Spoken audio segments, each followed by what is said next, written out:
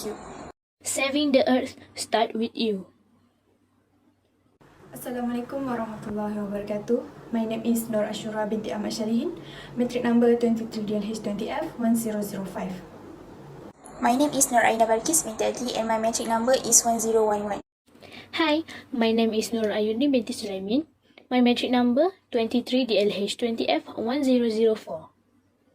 Acid sulfate soil are saturated with water, almost oxygen-free, and contain microscopic crystal of iron sulfate mineral. Acid sulfate soils are safe and harmless when not disturbed. If acid sulfate soils are dark, up or drained, they come into contact with oxygen and the pyrite in the soil reacts with the oxygen and oxidize. This process turns pyrite into sulfuric acid, which can cause damage to the environment and to building, road, and structure. The acid also attacks soil minerals, releasing metals like aluminium and iron, and rainfall can then wash the acid and metals from the disturbed soil into the surrounding environment. Acid sulfide look like. Acid sulfide soils are undisturbed. They are dark blue-gray, sometimes black and wet, with no structure. They are often high in clay but can be sands or sometimes even gravels. When acid sulfide soils are disturbed, the iron release from the pyrite oxidation forms a range of brightly colored minerals. First yellow, then brown, then red. Cracks open up on the soil surface and the soil shrinks as it dries out. Most importantly, the soil pH from nearly neutral to extremely acidic, often below pH 2. Then acid sulfide soil form. Acid sulfide soils form wherever the following conditions are present.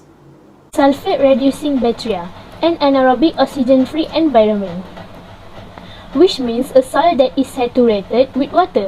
The lack of oxygen protects both the bacteria and the pyrite they create. Next is a supply of organic matter, usually in the form of decaying leaf for the bacteria to feed on. And the next is the presence of sulfur in the form of sulfate SO42 negative. For the bacteria to breathe, sulfate-reducing bacteria use sulfate and produce hydrogen sulfate H2S the way animals use oxygen and produce carbon dioxide. Sulfate is a normal component of seawater, so acid sulfate soil commonly develop along the coast. Iron in its reduced form reacts with the hydrogen sulfate produced by the sulfate reducing bacteria. Water movement. As pyrite forms, bicarbonate also forms from the same reaction.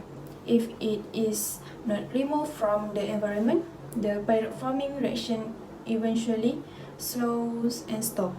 Water movement like tidal flushing of the system will remove bicarbonate and leave the pyrite behind, allowing it to accumulate. Next is time. Time is required for pyrite to accumulate.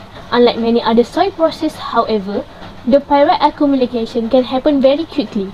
A few years can be enough time for a significant amount of pyrite to form. Next is the impact. Left undisturbed, acid sulfate soil do not present any risk, but when they are exposed to the iron sulfate they contain react with oxygen to create sulfuric acid. The acid makes metal in the soil, such as iron, aluminium, and more soluble. This metal can be released in toxic amount. The acid and released metal can have many damaging effects, such as first, damaging waterways and killing aquatic life. Second is killing plants. The third one is corrosion. Next is toxic water and dust. Rainfall can wash acid and toxic metals into waterways, killing organisms that are immobile, such as oysters or that leaf sediment. It can also reduce survival and growth rates of plants and animals and promote outbreaks of disease, especially red spot disease in fish. Killing plants. Very acidic soil can kill all plants growing in it. Corrosion. Sulfuric acid can corrode concrete, iron, steel, and some aluminium alloys. Acid sulfate soil and water can irritate your skin and eyes. Drinking acidic water make animal ill. Acid sulfate soil have economic impact on most industries on NSW coast, including recreational fishing, commercial fishing, oyster growing, and others aquaculture and cropping, grazing, drying. Causes. Most of the current problems with acid sulfate soils in NSW have arisen from past practices in drainage and flood mitigation. Major drainage works were built on floodplains from the Tweed to the Shallow Haven River from the late 1800s until the mid 1970s. Drainage and excavation of acid sulfate soils remains a current issue for urban development, infrastructure, and sand mining. When there is heavy rain, the water does not flow according to the correct natural order, causing flash, floods, landslide, disrupt plants, and so on. Each creation of Allah has its own function in launching the journey of this world. Therefore, humans prohibited from arbitrarily damaging the environment without thinking of the adverse effects that would ensue if the act were committed.